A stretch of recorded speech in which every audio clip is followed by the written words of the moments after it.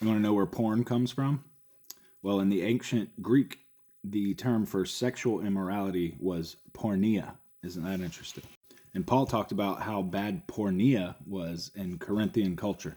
Here's what he said in 1 Corinthians 5. It is actually reported that there is a sexual immorality among you, and of a kind that not even pagans, they don't even tolerate it. A man is sleeping with his father's wife, incest.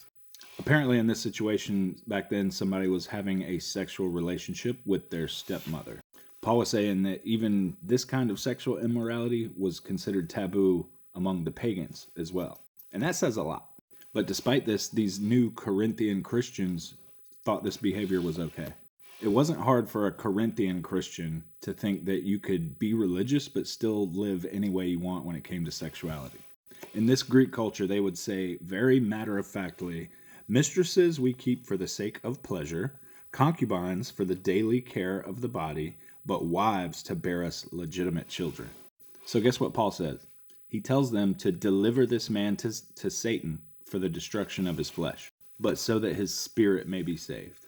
There was a purpose to putting this man outside the spiritual protection of the church and the comfort of being with the church. It was for the destruction of the flesh, not of his body, but of his rebellious flesh. And this man, although he was a Christian, gave himself over to the sins of the flesh.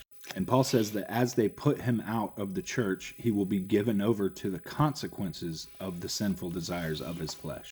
And the hope is that by wallowing in the results, the consequences of his sin, that the impulse of the flesh would be destroyed. And as Christians, we do continual battle against our flesh. Because although the old us is dead, crucified with Christ, the flesh lives on, having been educated by our old sins and by the devil and the whole worldly culture around us. God now calls us into partnership with him to do to our flesh what he did, crucify it. Paul's goal in doing this was the salvation of his spirit, not the destruction.